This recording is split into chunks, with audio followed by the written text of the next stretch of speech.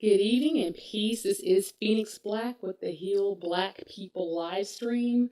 We are airing simultaneously on YouTube and Facebook. And I think you should have seen the links in the intro to where you can connect on either or, both platforms there. In tonight's episode, we are going to talk about the cause of obesity in the hood. And it's, I didn't want to directly address a specific, as far as like a supplement or other issue, hormonal imbalance, things like that. I really wanted to attack this subject of obesity on a environmental level, on a societal level, if you will, because I believe strongly that you can't really have a conversation about obesity without talking about the societal factors that influence or that play a part in people becoming overweight and obese. So I just don't feel like a lot of times when you hear a conversation about obesity or weight gain, it's all about focus on the person and their horrible, their bad choices on what they eat, and they're not exercising enough or they're being lazy. It's like the people that are overweight or obese. And I speak for that because I represent that as well. But, like I said, I've lost a lot of weight, but I'm still on that path to getting, on that path of getting healthy and losing weight along the way as well. But I find that often people are vilified, just obese, overweight people, especially if you're obese, you're just going to be, it's like you're vilified for it. And it's like it's justified to say negative things about you that they wouldn't say about other groups of people, which isn't cool. But at the same, I can say, I can receive it well if someone tells me, okay, say if I were still, 70 pounds heavier than what I am now, basically. Someone saying, you really need to try to get healthy and do this, that, and the third. However, at the same time, we do have to have the sensitivity that, when you see a person walking down the street or out at the mall, wherever you see an obese person, you don't know what they're doing. We don't have like a 24/7 camera to know what they're actually doing day in and day out. That person may very well be on the treadmill every day or going to the gym. It just may be something else that they're doing in their lives that's affecting why they're not able to lose weight. So we have to really be sensitive to that. And I'm not on the fat shaming bandwagon, but I am on the get healthy bandwagon, if you will. But let's get right into the live stream tonight. And one thing that, kind of helped me come to the topic of this show was there was someone posting recently on Facebook, and they were talking about how, basically in a nutshell, she was just talking about how we as women, especially Black women, we often place our health on a low end of this, the lower end of the totem pole, or basically our health is a low priority. And many of us, we place more priority on having the latest Michael Kors bag or, getting some designer shoes or whatever. And, and I think that needs to really change with us as a people, and especially with, us as women, because I know we do that or fall victim to that more than anybody. It's not about having the latest bundles of hair or anything like that, or, getting your nails done. And then when it comes time, or when you really need to be trying to get healthy, which you should be healthy all the time anyways, but when you're really trying to make an effort to get healthy, well, I don't know how I'm going to do it because I don't have the money to. Maybe there's something else that you could cut out, like getting your hair done, however often you get it done, or maybe not getting your nails done all the time. Maybe just because like me, I don't get my nails done all the time. I just get my nails done when I have a special occasion where I have to, if it's a special occasion, I'll get my nails done. But that's one of the things that I sacrifice for my health. I stopped getting my nails done every other week or every 3 weeks, however often I was getting it done. And I started, I said, what, the money that I'm using to get my nails done, I could be buying more organic vegetables to juice with, or just buying more healthier food, making more healthier food choices, period, when I get my groceries. I can afford to cut out processed foods if I give this up. And that's what I did, basically. And I'm trying to think what other things. I'm sure other things I was getting nails done and pedicure. So if you're getting your nails done, for me to get my nails done every 2 weeks, it was, $40. Plus, if I got my feet done too, you're talking about $75 twice a month at least. Some people it's 3 times a month. So, add that up, you would have the money to eat healthier and to live a healthier lifestyle. You would, you could even use that towards a gym membership or anything. But it's just that I find that a lot of time with us as a people, we prioritize the external and what people can actually see instead of investing in our health or things that people can't see. As the same person whose post I'm referring to put it, she said, we rather paint the outside of the house than strengthen the foundation. And I feel that with health, you're strengthening your foundation. So just think about that before you buy that next, the next Michael Kors bag or Fendi Catch, whatever. Like this this meme says here, the latest technology. Think about, how much am I putting am I putting back into my health? Am I really investing in my health, or am I making excuses, and doing other things with the money, basically? But that's one thing I wanted to share and get out there first before I get on with the live stream. I see some people are tuning in. Welcome, welcome, welcome. Stay with us. And I'm going to play this video clip, and this is going to connections between obesity and geography. Health correspondent Betty Ann Bowser reports on the prevalence of so-called food deserts in the South. It's the second of her two-part report on America's obesity epidemic. The Health Unit is a partnership with the Robert Wood Johnson Foundation. The small towns of the Mississippi Delta have a tempo of life all their own.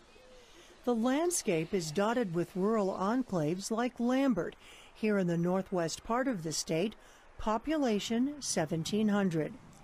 It's the kind of place where everybody knows each other.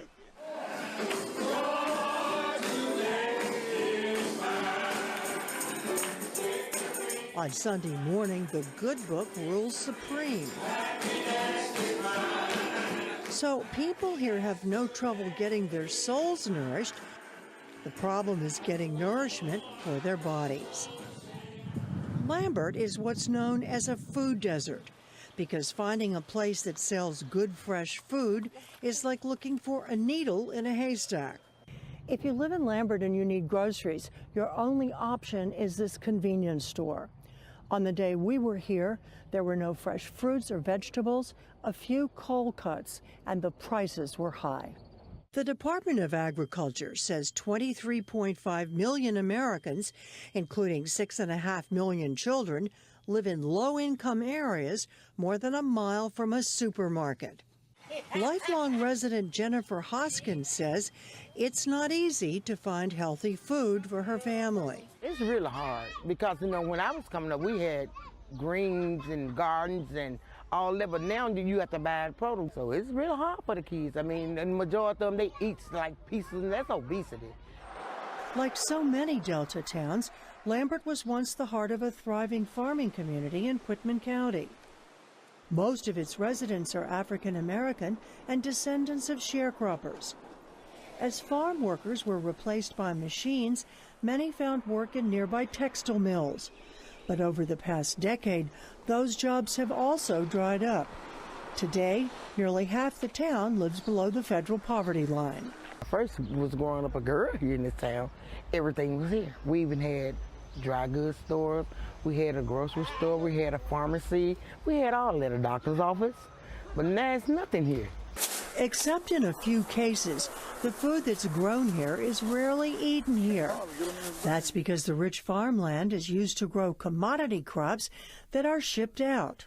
The closest grocery store is over 3 miles away, and even there produce is pricey, and locals say often the pickings are slim. We weren't permitted inside with our cameras.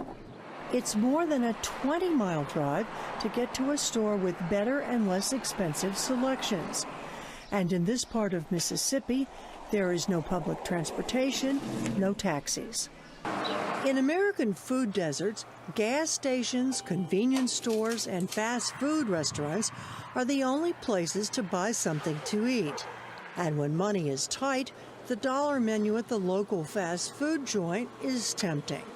At the only McDonald's in Quitman County, the salad menu isn't served, so it's burgers, McNuggets, and the like. The variety of foods that are available are poor quality nutrients. Dr. Al Rouza is the district health officer for 18 counties in northwest Mississippi. He's been working as a public health official in the Delta for 40 years. I had a malnutrition problem when I arrived. I have a malnutrition problem now. Back then, it was the absence of food or the unavailability of food that was the problem. And now I've got this abundance of food. The problem now, Rouza says, is that the food people eat is loaded with calories and fat, and they're leading more sedentary lives. Medical studies show that people who live in these food deserts have higher rates of obesity, heart disease, high blood pressure, and diabetes than those in areas served by mainstream grocers. We can't tell people to buy fresh food if there's no place to buy it, right? First Lady Michelle Obama has zeroed in on food deserts as part of her signature campaign to end childhood obesity. And the Obama administration pledged $400 million to help underserved areas. Last month, she visited the state's capital, Jackson. If you've seen it, you know how hard it is. So we got to make it easier. We got to eliminate food deserts and make sure that there are more grocery stores and farmers markets in communities. But it's not all bleak. A group of local growers and community organizers is trying to expand farmers markets in the Delta and get their produce into local school cafeterias. Farmer Cornelius Toole is part of an effort to help students grow their own vegetables. We just got to teach our kids about healthy eating and teach them where food comes from and teach them what they need to know about it. Our Father in heaven, in Jesus' name. And at the new Mount Zion Baptist Church in Lambert, Pastor Michael Jossel and his wife Evelyn do their part. We don't just grow vegetables for ourselves because our children are grown, basically. We grow enough vegetables to feed the entire congregation, especially the elderly. We have a healthier congregation initiative. We've partnered with other congregations in the community where we are growing a community garden. That's on a larger scale. We're not going to change it overnight, but I think if we're consistent and we do it collectively and collaboratively, then I think we can make a difference. While locals pray government incentives will encourage mainstream grocers to come to their communities, they know the solutions to changing the food landscape of the Delta won't come easy and won't come from Washington alone. Okay, and that was just a clip discussing what we're going to get into tonight, which is food deserts. And when I say the cause of obesity in the hood, I am referring to the hood as a geographical location, that a lot of us live. I personally don't live in it. Well, in a way I do, because the area I live in has actually been gentrified. But sometimes I'm speaking of hood in the geographical sense, and sometimes in the sense it's just where us as a people come together in the mind or in mindset or as a race of people. So but yeah, this is just I even educated myself on this more too, because even in rural areas I would think that the same things apply, because I remember, because I grew up in a rural town and there wasn't a grocery store that was within walking distance from me. Now, I had a lot of convenience stores near me, but if I wanted to go to an actual grocery store, it was probably a good 2 miles away. So you're talking about if you don't have a car, you're screwed as far as, having possibly some healthier options as far as food. And, I believe strongly that it's a part of, adopting a healthier lifestyle is, consuming nutrient-dense food. In other words, vegetables, mainly and preferably raw vegetables, because most of what I eat now is raw vegetables. I'm not vegan. I will say that. I'm not vegan or vegetarian, but a good portion of my diet is vegetables and, usually raw vegetables, because I juice in the morning. Every day at work, no matter what the season is, I'm having a salad. I also drink at least one day out of the week, because I do practice meatless Mondays. I have a vegan proteins, a vegan protein drink as well, because I've been strength training and also trying to tone up, get more muscle mass, all that good stuff. But yes, I definitely am a strong believer of it, consuming as much, raw vegetables that you can. Fruit is great too. However, with fruit, especially if you're already overweight or obese, you really have to watch it with fruit because fruit, especially if it's a high glycemic fruit, in other words, it has a a high amount of blood sugar in it. Not blood sugar, fructose in it for fruit. If it has a high amount of sugar in it, you still have to watch it because it can raise your blood sugar to where it's not within a good range. So like you just have to really watch it. Do more research on low glycemic fruits and stick with those rather than the high glycemic fruits so that you're not raising your blood sugar too much. But yeah, I definitely am a believer in I'm just a strong advocate of eating raw vegetables, but I'm not vegan. I still eat meat, but like I said, a good portion of my diet and what I eat on a day-to-day basis is raw. Okay. And but whenever to that point, whenever you don't live near a grocery store, where are you going to get the fresh vegetables from?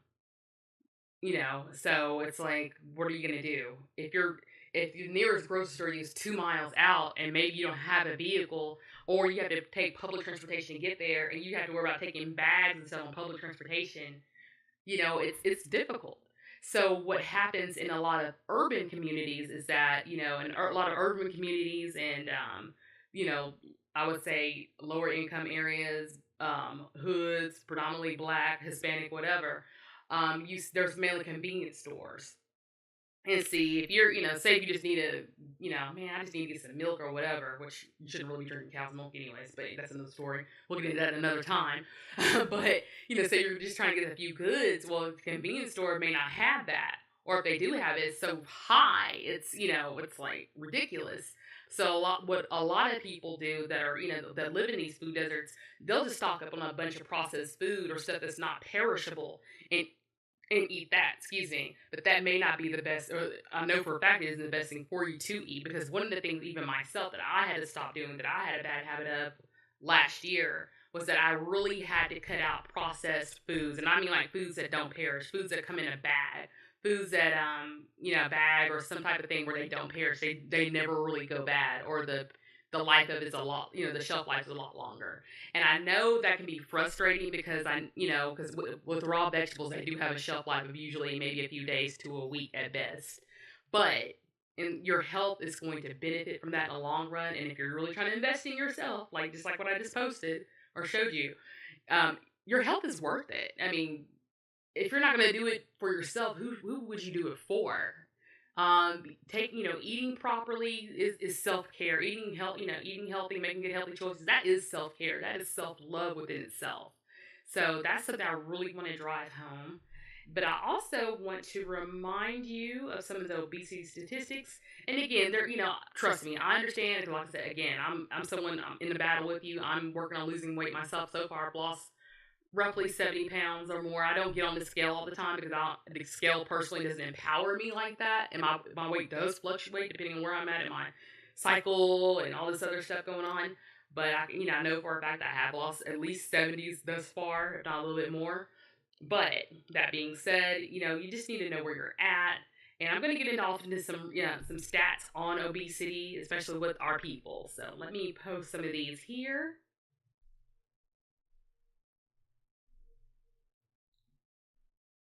And this came from it's a government website, actually. And I'm trying to remember the name of it. I think I have it here. Stateofobesity.org. And if you want to go directly to this, where I got this from, it's stateofobesity.org/disparities/blacks.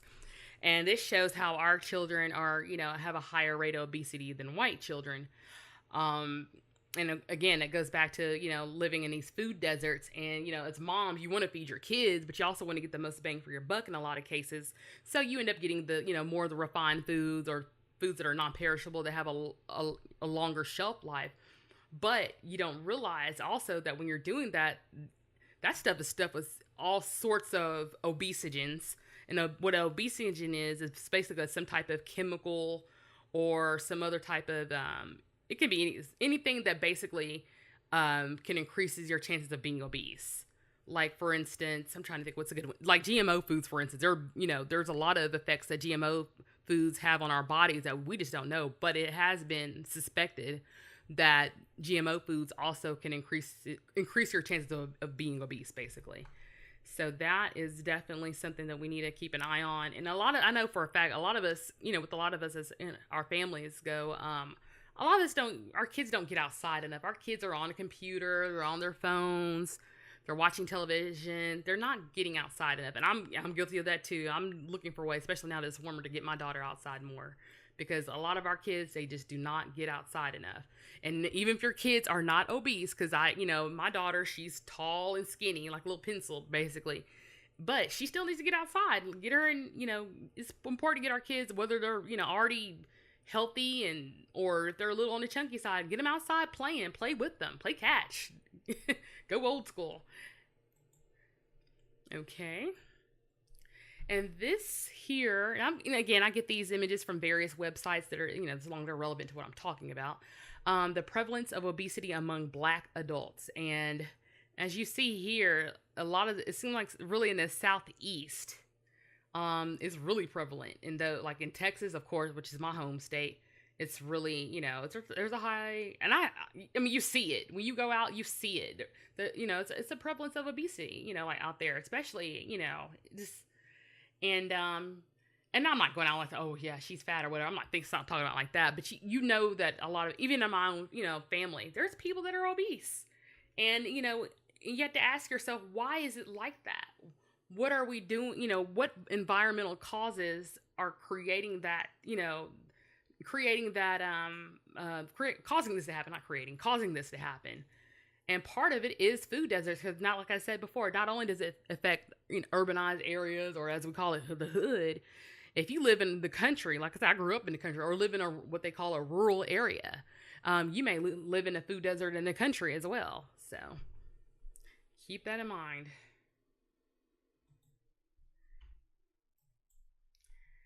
Okay, and I found this as well. Having any two of these factors may increase your risk of a heart attack or stroke in obese Black women by 117%. Now, me personally, I have got my high blood pressure under control because I haven't taken blood pressure medication in over a year now, which I'm happy to say. And, but I also do avoid foods that are too high in salt, and I don't eat refined foods. If you do that, like I said, and increase your consumption of raw vegetables, that will take care of itself pretty much. Because when it comes to high blood pressure, one thing that really helps high blood pressure is magnesium and potassium. Raw vegetables are full of magnesium and potassium, which is great for managing your blood pressure. So keep that in mind. High triglycerides. Yeah, I've had all this stuff before. Low good cholesterol, impaired glucose metabolism. Yeah, don't even talk about that. That's when you're eating something that raises your blood glucose or your blood sugar. Large waist. Large waist. If you follow me on Facebook, I'm often talking about hashtag Operation Waist Snatch Mode. That's referring to getting rid of belly fat. And that's been something that I'm winning the battle. Like I can look at pictures of myself now and look at pictures of myself from last year and tell that I'm definitely winning that battle as well. But when you're not eating right, it goes, like I said, it's going to go to your, and most of the time, it's going to go to your gut before it goes anywhere else. It's either going to go to your gut or go to your hips. And I know for me, most of my weight, especially when I was, especially 70 plus pounds ago, yeah, most of it went to my gut. So yeah, that's something that if you're, of course, if you're not making good eating choices, or if you're, maybe you have a hormonal imbalance, any number of things going on, like I said, because obesity is multifactorial. There's many things that cause obesity. It's never just really one thing. But again, we're addressing the societal issues with obesity. So if you're living in a food desert, just to make the connection there, if you're living in a food desert and, you're just eating what's at the convenience store, you may go to the dollar store and just get some stuff that's not going to perish within a week, basically. You're probably experiencing a lot of these things. Or if you live in a rural area and you're just going to the convenience store because maybe especially if you're in a rural area, the closest grocery store then might be 5 miles away. So, if you're living in a rural area, you may be experiencing some of this stuff. Just be aware of it, be mindful of it. And, again, try to really increase your consumption of raw vegetables. And there's a reason why I'm saying raw vegetables as well, is because of what they call nutrient degradation. Because whenever you cook your vegetables, boil your vegetables, say if you say if you buy them frozen and you heat them up, or if you get canned vegetables, it loses its nutrient content. It loses some of its nutrient content. That's why they call it nutrient degradation. Whereas if you're buying fresh, raw vegetables and consuming them raw, now you still are going to get some level of nutrient degradation even when you get raw vegetables. However, it's not the same that it is whenever you cook vegetables, boil them, whatever. You just, whenever you cook or boil vegetables, it does lose a lot of its nutrient content. And I'm going to go into more detail about that another time. But really, I really just want to emphasize eating raw vegetables, because, like I said, you don't have to be vegan or vegetarian, but if you increase your consumption, I guarantee you will see some changes in how you feel, and your weight will start going the way you want it to go. So that's just one thing I wanted to address there. Let's see. Make sure. Okay, and I was just talking about nutrient-dense foods. And yeah, nutrients are expensive, calories are not. And this is a societal factor that I'm speaking of, and this is one of the multiple factors that leads to obesity as well. Why is it that the junk food, and when I say junk food, I mean, like they're saying here, low nutrient density foods. Why is it that food has, is so cheap, but when you want to buy something that's actually good for you, it's so expensive? And that's another factor with food deserts as well. There's some people that, live in those areas, in food desert areas, that are also on food stamps. Well, the thing is, because I've been on food stamps before. I was on food stamps actually probably a couple of years ago, because I lost my job and everything. And I was on food stamps for about 6 months, because I was unemployed for 6 months. I was on food stamps for 6 months, and at that time, I wasn't buying. I did buy some vegetables, but I wasn't buying them like I probably should have been, because the thing is, whenever you have food stamps, you're trying to get the most for your buck, rather than, and whenever you buy organic, or not necessarily organic, but even you're just buying more healthier stuff, period, it does cost a lot more. However, you have to consider the long-term benefits of, making more healthier choices versus the short-term benefits, which is, in your pockets if you're getting low nutrient density, cheaper foods. And, but however, the repercussions, down the road are worse. So you have to really weigh that out. I do believe you can find a happy medium. I have, because, look for sales on your vegetables. And because when it comes to buying vegetables, I may go to more than one grocery store for my vegetables. It just depends on whoever has the best deal that week. You have to learn how to be more strategic in how you purchase your vegetables and whatnot. But it is doable, and I do plan to get into that in a future live stream. I just can't get into it tonight because it would be even longer what it is. But those are just some things to really consider. And there's some, and another thing is too, if you can buy organic, great. That's like the best. That's the ultimate. That's the best. That's like optimal. But if you can't, don't sweat it.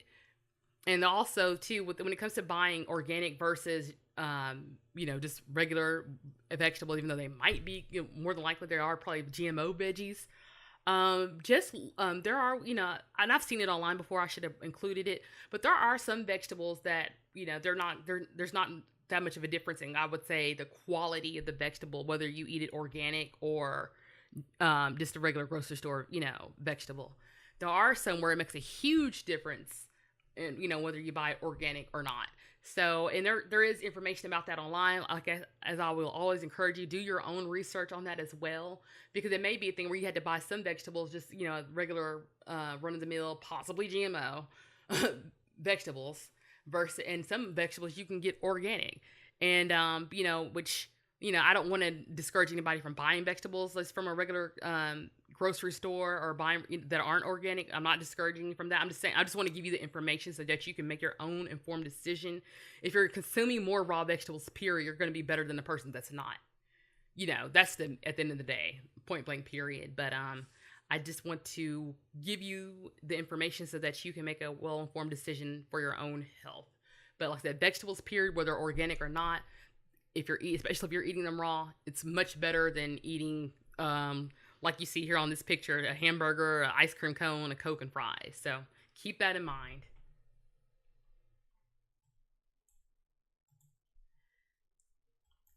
And this is just more information here about the food desert. It says here 23.5 million people live in urban neighborhoods and rural towns with limited access to fresh, affordable, healthy food, according to the USDA. And, this could possibly even be underreported. It could be more people than this, actually. We don't really know. We're just, this is probably a ballpark estimate, but it could be even worse than this. Because sometimes I notice with government reports, they have it, if it's something negative, sometimes they'll underreport it.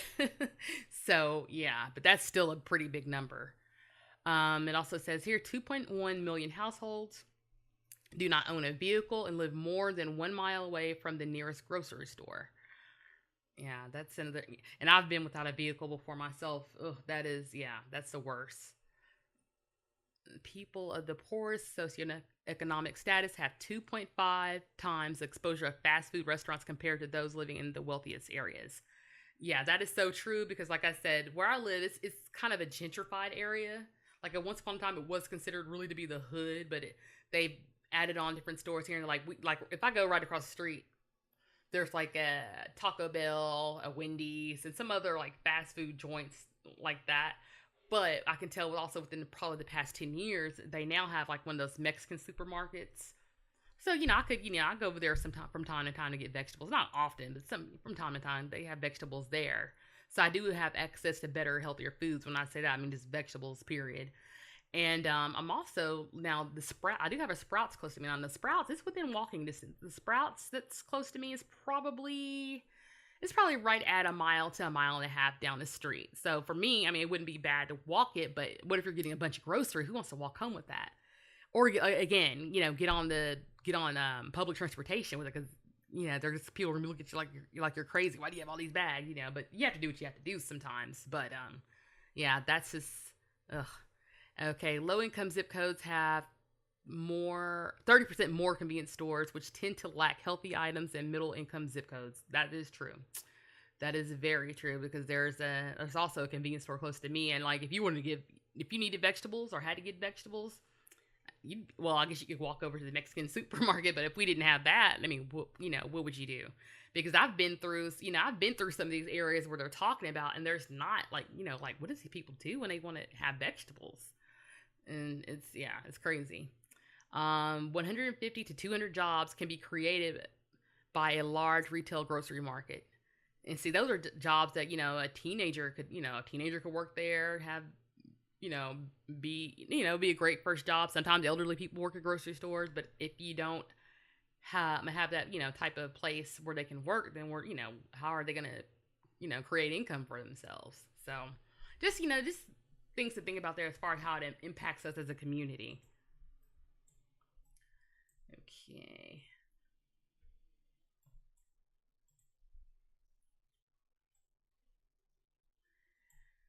Okay, and last but not least, we are going to talk about and this is an image I found online, food desert solutions.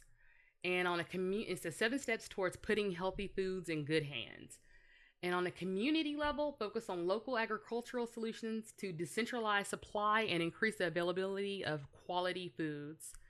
Okay, grow food locally. And actually in Dallas, I believe that's being done. I think there's a place in Dallas, depending on where you live, it may be different for your area, but I'm just referring to where I live. I think it's called Bonton Gardens or something like that. There's a couple of places in the Dallas area that are in, again, in the hood, basically, where they are growing food locally. Now, I don't know if they keep it within the Dallas area or the people in that area where people that actually live in that area can partake of those vegetables being grown there, or if they go elsewhere like they were talking about in the video clip. Develop alternative retail outlets, farmers markets, public markets, co-ops, farm stands, and community-supported agriculture programs. And yeah, you know what? I really want to, now that I'm looking at this again, I really want to find out the ones that are in my area. I would definitely encourage you to find the ones in your area. The only thing for me, it's not like an urgency, but I will do it too because I want to know. Because I live near a Sprouts, but it's good to know where those type of places are. I know there's a farmer's market here. I haven't been to it yet, but I definitely want to go now. Since I've been like looking into this more, but I definitely encourage you to do the same. If you live in the hood or you live in an area where there's not a lot of stores or grocery stores that have a healthy selection of foods for you to eat or a healthy selection of vegetables for you to eat, do your own research and look into these places.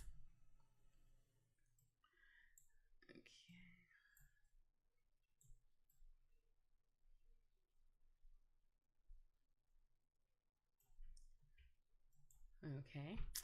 Community. Okay, we already discussed that one. Access. Increase the ease of obtaining quality food. Let's talk about here. Replace convenience with quality. Increase stocks of fruits and vegetables at corner stores or small groceries. You know what? But actually, the convenience store where I am, I don't think they have the type of. They don't have the capacity to provide fruits and vegetables. Now they do provide I guess the prepackaged stuff. They do have that, but I don't see the where they have like like where you just get like vegetables and stuff like that there. But you can get some prepackaged stuff. So I guess that is an improvement, but more could always be done. More full-scale grocery stores. Yeah, that would be better. Attract and or develop more grocery stores and supermarkets where they are scarce. Transportation. Improve transportation to grocery stores and farmers markets. And I would say that that's definitely, especially in rural areas, because like where I live, and we do, because the town I came from, there was actually a public transportation there, but now it's more or less for the elderly and people that are like physically disabled or mentally disabled, those type of, that population. I don't know if the general public could really utilize that or not. I could be wrong, but in some areas it's only limited to those populations, which is great. But if your general public, you may not be able to take advantage of. You might have to get an Uber, which is a lot more expensive. But if you're living in a rural area, that may not even be an option for you. Empowerment. Equip individuals and families with the tools to make healthier food choices. Cooking classes. Okay, that's a good idea. Implement programs at shelters, churches, community colleges, and civic centers, teaching people how to cook cheap, simple, and healthy meals. That's a great idea. Nutritional education, and hello, heal Black people. That's one of the things we're trying to do here. As I'm learning, I'm passing on the information to you. Teach classes on nutritional information, including the dangers of preserved and fast food, while stressing the healthy benefits of freshly prepared meals. Hey, at least if I can help in that effort, wonderful. But yes, that's definitely, I love all of these ideas here. It's great. And I may just actually include the link to this actual image in the live stream notes as well, because that is just that's valuable information to have there. But yeah, I love that. I just really, really, love that. And, but again, the main point of this live stream tonight is just to discuss the fact that obesity, it's not totally 100% the person's fault that they're obese. Just like there's, like we're dealing with racism, it's not our fault that it's not our fault that the things happening to us happen to us. Because as you see, when you hear about an unarmed Black man or woman getting shot or killed, the first thing they do is they try to criminalize that person. Even if they had they could have had the clearest past, nothing ever happened to them, but they will find a way to criminalize them, even though that they were obviously the victim of a brutal murder. Whereas, well, we're not going to talk about that, but y'all know where I'm getting at. But when it comes to obesity within our society, it's not to, I think we often want to vilify the victim in that case. And, I'm not saying that you should adopt a victim mindset about losing weight. And I'm not saying that either, but we want to vilify the person that's suffering through it, and we don't know their journey, what they've already tried to do, or, or the defeat and discouragement they have experienced because they were trying to lose weight and just were not successful for whatever reasons. We don't know that when we see someone. If someone could look at me now, because again, I'm not a size 8. I'm still on my way down, losing weight. But if somebody would look at me and I'm like, oh, well, shit, what is she talking about? She's still, heavier herself. What is she talking about? But they don't know that, hell, like this time last year, I was 70 plus pounds heavier, so just to, we have to be compassionate and sympathetic and empathetic about, obesity. And if you're a black person, especially a black person in America, somebody that's obese. Come on, look at these statistics. We all know somebody that's obese, overweight, whatever. But just try to treat your best to treat that person with compassion and love. Don't condemn them, or we don't, or even though, like, again, I'm not really on the fat shaming bandwagon, but don't crack jokes and do stupid shit like that. Try to be what's the word I'm looking for? Constructive, I guess, and look for ways to help them, but the thing is, don't shove it down their throat either, because they have to want to do it for themselves as well. The best thing that you can do is lead by example, because trust me, because even people that have witnessed my weight loss, that know me personally, that know me all my life, or know me at least got to know me at least within the last year, they know and can see the progress that I've made. And trust me, when people can see your progress, they're going to start asking questions about what are you doing. So just lead by example. And, hey, and even, you can even invite, it's like, say if you have a friend, that you're struggling with their weight, or, maybe they kind of got discouraged with it. It's like, hey girl, come over, we can cook together, or, I'm going to prepare a really, just a healthy meal, or a meal that, it's going to taste, like the bomb, but it's not, it's not junk. It's all healthy ingredients. It's all organic. It's all this, that, and the third, whatever, because I know myself, last October, I don't know, was it the first vegan restaurant I went to, but it was a vegan restaurant, and I had like a southern plate, basically like it had different things that, typical southern cuisine, like, like it had cabbage, it had some type of vegetable that somehow tasted like ribs or like barbecue or whatever. I forgot what vegetable it was, but it was pretty damn good, things like that. And again, you don't have to go vegan. I'm not saying you have to go vegan either. I'm just saying increase your consumption of vegetables, specifically raw vegetables. That's all I'm really telling you to do. More than anything, I'm not saying you have to go vegan, but I would advise strongly decreasing your consumption of meat as you're increasing your consumption of vegetables. But I'm not on the vegan or vegetarian bandwagon, but even though I highly respect that lifestyle, and I think it's I think if you want to aim to reach that goal of being vegan, and by all means do so. That's wonderful. It's a beautiful thing, and your body will thank you for it. But yeah, that's all I really wanted to discuss tonight, and trying to keep the show at or under an hour. But one thing I also wanted to discuss before I get off tonight, let me put it back on myself, because and I did this last week as well. I made the mistake of I left it on the image and I forgot to put it back on myself, but I'm going to do it now. Last week I was discussing a supplement that is really good to get you through your day, and it just helps you through your days, really helps your body with dealing with stress, so that you just don't get beat up by stress like you usually would. And this is, let me make sure it's closed, because I thought it's open. Okay, it's not. This is Rhodiola rosea, and this is what I take. And if you caught the live stream last week, I was talking about how I was really stressed out one day, and I forgot to take this. And when I got home, I was like, what is going on with my body? And then when I thought about it, oh, I didn't take my rhodiola that morning. And, but yeah, and I felt terrible, because the thing is, people just think that stress only affects you on an emotional, psychological level. Stress does physically affect your body, because like I said, again, if you watched last week's show, we were talking about cortisol, which is the stress hormone. Well, this helps you better manage all of that stuff. It even says here on the bottle, helps to support energy and mood, helps to adapt your mind and body to stress. So, and this is what they call a adaptogen or adaptogenic herb. So, and you don't have to necessarily get this brand. This brand is by We Like Vitamins, and I will have a link to it in the live stream notes. But there's other brands out there, and I'm not really trying to push supplements. I'm just showing the one that worked for me. But by all means, get whatever brand you want. But this is definitely something you should have in your arsenal. And if you suspect, for those of you that are somewhat familiar with adrenal fatigue or know what it is, this is also great for adrenal fatigue as well. If you suspect that you have adrenal fatigue, or chronic fatigue, or if you're just, you're dealing with a lot of stress, take this. It's not going to hurt you to take it. Put it like that. It's not going to hurt you to take it at all. This is, when I take this, and I have so much more energy and oomph to get through the day. It's also great, like say if you're going to go for a long walk, or if you're going to go, say if you're going to run in a 3K race or something like that.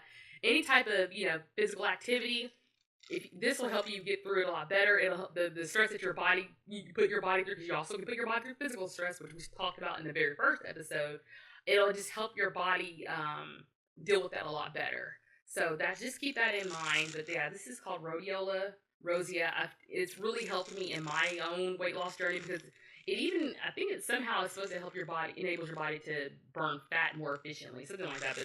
And I also have a book about it, and we're going to get into this more in another episode. I might have to probably dedicate a whole live stream just talking about rhodiola, but yeah. So I just wanted to discuss it, because the last time I tried to discuss it, I didn't realize that I didn't change my screens out on the live stream. So I just wanted to actually show it to y'all this time. But that is all I'm going to discuss this week.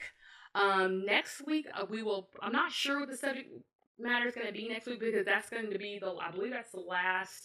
Yeah, it is. It's going to be the last Tuesday of the month. So I said that I was going to make that the sex and relationships episode. I haven't decided if I'm going to still do that or not. It may just be a freestyle. I haven't quite decided how I'm going to do that one yet. So I'll keep you updated on that one. But if you haven't already, make sure that you like and share Heal Black People on Facebook. And please share this video. Again, like I said, if you saw my post earlier, it could literally save someone's life. Hopefully there's some information in here that you or someone that you know could use. So if you feel like, just share it anyway, especially if you have, if you have 1,000 friends, that's 1,000 people that you could possibly be saving, literally. I mean, because they may watch this and take away something from it that they just didn't know before, and make them want to do their own research. Because that's what worked for me in my weight loss. I had to finally do my own research to get to where I am at now and continue to lose weight. But that's all I'm going to say tonight. I don't want to ramble on. Also, I'm on Instagram as Heal Black People, Twitter as Heal Black People as well. I'm also on, what else am I on? Oh my God, yeah. On those, Twitter, Instagram, Facebook. I'm also on YouTube. If you're watching on YouTube, or if I share the YouTube, please subscribe to the channel. And see, with YouTube, you get notifications and all that wonderful stuff. So just, check it out. Basically, and I am going to get off. I will have made this live stream for less than an hour, which is great.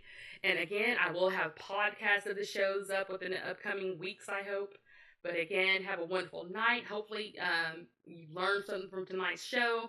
I would highly encourage you to take some of the things that I addressed tonight and discussed, and do your own research. And on that note, I am out. Peace.